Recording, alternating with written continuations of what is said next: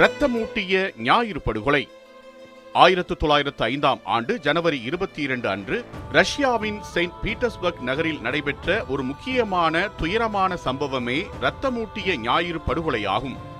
இது ரஷ்ய அரசியல் வரலாற்றில் பெரும் திருப்புமுனையாக அமைந்தது.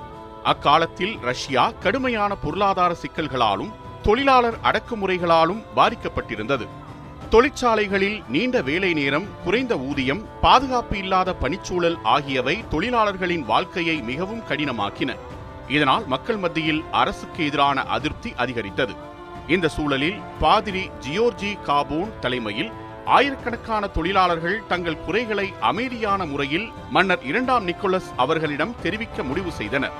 அவர்கள் ஆயுதமின்றி மத சின்னங்களையும் மன்னரின் படங்களையும் ஏந்தியபடி குளிர்கால அரண்மனை நோக்கி பேரணியாக சென்றனர். இந்த பேரணி முழுக்க முழுக்க அமைதியானதாக இருந்தது. மக்கள் தங்கள் கோரிக்கைகளாக வேலை நேர குறைப்பு, ஊதிய உயர்வு, வேலைச்சூழல் மேம்பாடு, அரசியல் சுதந்திரம் போன்றவற்றை முன்வைத்தனர். மன்னர் மக்கள் மீது கருணை காட்டுவார் என்ற நம்பிக்கையும் அவர்களிடம் இருந்தது. ஆனால் பேரணி குளிர்கால அரண்மனைக்கு அருகே சென்றபோது அரசின் படைகள் மக்களை நிறுத்த முயன்றன.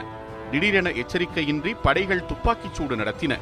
ஆயிரக்கணக்கான நிரபராதி பொதுமக்கள் மீது நடத்திய இந்த தாக்குதலில் பலர் உயிரிழந்தனர். நூற்றுக்கணக்கானோர் காயமடைந்தனர். இந்த படுகொலை மன்னர் மீது மக்கள் வைத்திருந்த நம்பிக்கையை முற்றிலும் உடைத்தது. மன்னர் மக்கள் பாதுகாவலர் என்ற எண்ணம் அழிந்தது. இதன் விளைவாக நாடு முழுவதும் போராட்டங்கள், வேலை நிறுத்தங்கள், கலவரங்கள் பரவின. இரத்தமூட்டிய ஞாயிறு சம்பவம் 1905 ஆண்டின் ரஷ்ய புரட்சிக்கு முக்கிய தூண்டுதலாக அமைந்தது. இதன் தொடர்ச்சியாக மன்னர் சில அரசியல் சீர்திருத்தங்களை அறிவித்தார். டூமா எனப்படும் நாடாளுமன்றம் உருவாக்கப்பட்டது.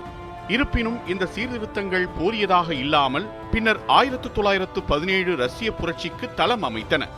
மொத்தத்தில் 1905 ஆண்டின் இரத்தமூட்டிய ஞாயிறு படுகொலை அமைதியான மக்கள் போராட்டம் எவ்வாறு கொடூரமான அடக்குமுறையால் ஒடுக்கப்பட்டது என்பதற்கான ஒரு துயரமான எடுத்துக்காட்டாகவும் ரஷ்ய வரலாற்றில் மக்கள் விழிப்புணர்வை எழுப்பிய முக்கிய நிகழ்வாகவும் கருதப்படுகிறது.